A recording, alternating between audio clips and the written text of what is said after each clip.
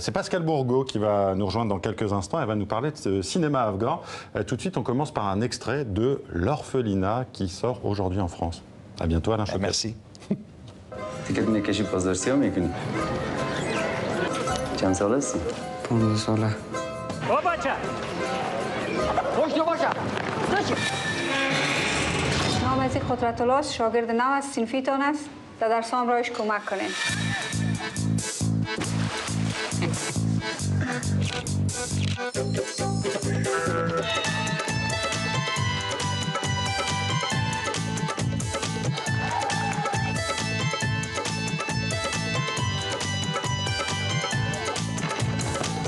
بچه‌ها تغییرات در سطح رهبری حزب و دولت آمده.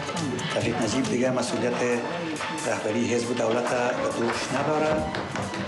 Bonsoir Pascal Bourgault. Bonsoir Marion. L'Orphelinat, ce film a donc été sélectionné à la quinzaine des réalisateurs cette année et ce n'est pas la première fois que cette jeune réalisatrice afghane va à Cannes.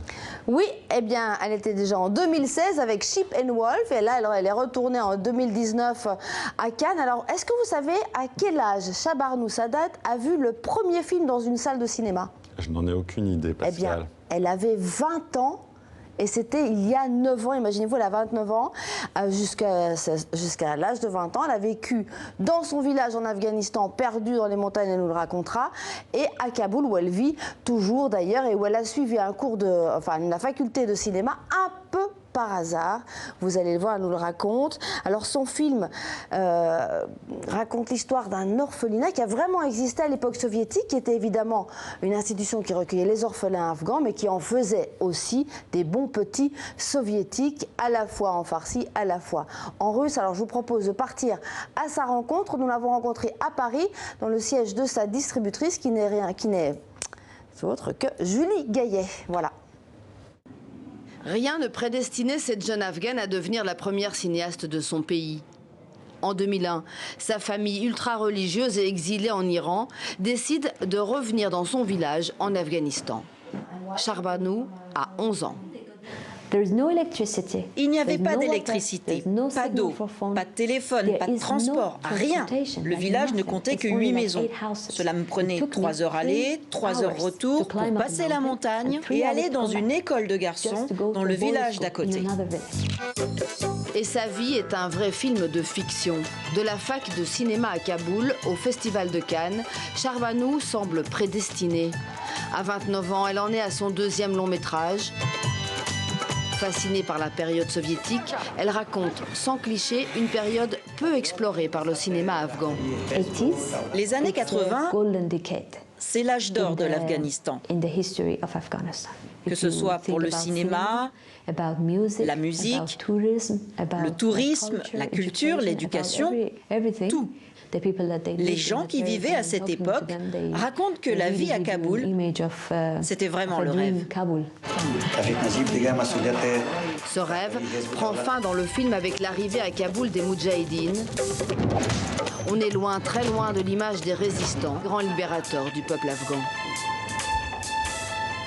Et Pascal, on va parler d'art plus ancien maintenant, l'archéologie et cette exposition Toutankhamon qui a cartonné à Paris, on peut le dire.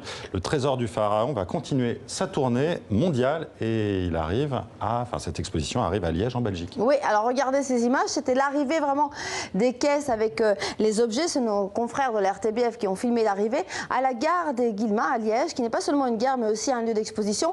Alors, vous savez que l'exposition a cartonné à Paris, 1,4 million de visiteurs, c'est 2 millions de plus que la même exposition en 1967 qui avait été organisée également à Paris, comme quoi la tombe de Toutankhamon, eh bien ça marche toujours, ça attire les foules. Cette fois-ci il y a 150 pièces, vous le savez, dont 50 n'étaient jamais sorties du pays. Alors certaines sont originales, d'autres ce sont des copies, et puis le trésor part en Égypte pour ne plus jamais en ressortir. D'accord, et on peut parler peut-être de Howard Carter un peu.